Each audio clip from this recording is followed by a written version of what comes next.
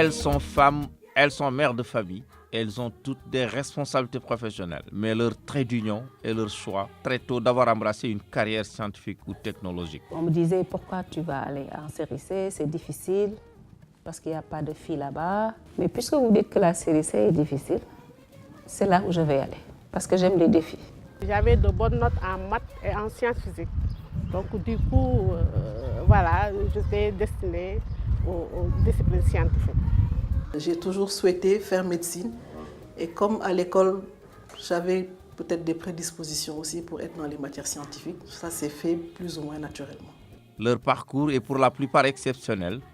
Jeunes filles déjà, elles ont fait preuve de courage et d'abnégation pour surmonter de nombreux obstacles sur leur chemin. J'ai des collègues actuellement qui sont, je dirais, discriminés par rapport aux hommes.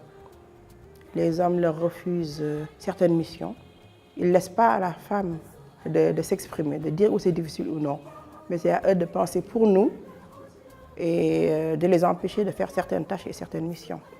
Et je pense que c'est à la femme, aux filles de s'affirmer. Le jeu en valait la chandelle. Les filières scientifiques ouvrent beaucoup de perspectives. Pour ces femmes, l'insertion socio-professionnelle n'a pas été difficile du tout.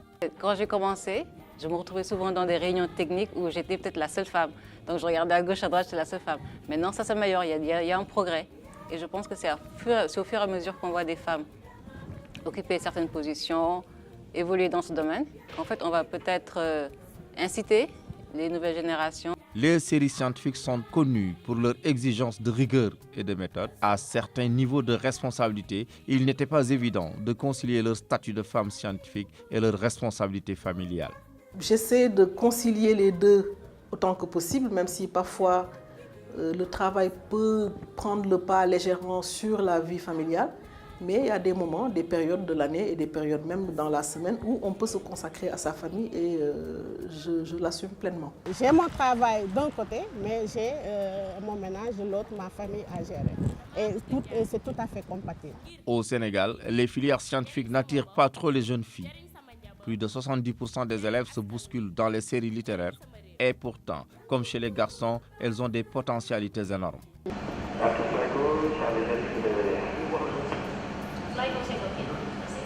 Les femmes sont douces d'habitude. C'est vraiment un critère essentiel pour faire ce métier. Elles sont calmes, posées. Elles savent anticiper parce qu'elles prévoient déjà chez eux. Donc je pense qu'elles regroupent tous les critères vraiment nécessaires pour pouvoir faire un bon contrôleur. Dans le monde moderne, la science et la technologie ont ouvert beaucoup de nouvelles opportunités d'emploi. La météorologie, l'aéronautique, pour ne citer que ces deux filières, sont apparues. Des métiers importants, mais très pointus. C'est un métier pesant en quelque sorte, mais malgré tout ça, c'est un métier passionnant où chaque jour, venir travailler est un challenge que l'on doit relever. Au niveau de la météo et de l'aéronautique, il y a 20 ans, il n'y en avait pas autant. Maintenant, il y en a beaucoup plus. Mais il faut toujours sensibiliser et informer les jeunes filles. Tout de même, les femmes sénégalaises sont à l'avant-garde des combats pour relever les plus grands défis apparus avec ces métiers et encourager les jeunes filles pour qu'elles y excellent ne relève pas de l'impossible. Il faut dépasser ces stéréotypes. Il faut qu'elles s'arment de courage, qu'elles sachent qu'elles ont les potentialités, aussi bien que les garçons, pour faire la science. Les filières scientifiques mathématiques ne sont pas, comme je l'ai dit, destinées tout simplement à une catégorie de personnes. Tout le monde peut y exceller. Il faut juste bien se préparer, savoir que ça va demander quand même des sacrifices. Ce sont des métiers qui sont très prenants, mais les récompenses au bout sont au-delà de l'imaginable. L'espoir est en tout cas permis. Au Sénégal, les autorités ont pris assez d'initiatives pour encourager les élèves à investir les filières scientifiques et technologiques. Et que dire de cet élogieux concours Miss Mathématiques, Miss Sciences, qui chaque année révèle des Miss ô combien charmantes par leur esprit brillant. Je voudrais vivement vous féliciter et vous dire ici que quoi que difficile est votre choix, il constitue le meilleur des choix. Chers lauréates, par votre mérite, vous êtes aujourd'hui les plus belles, car les plus intelligentes.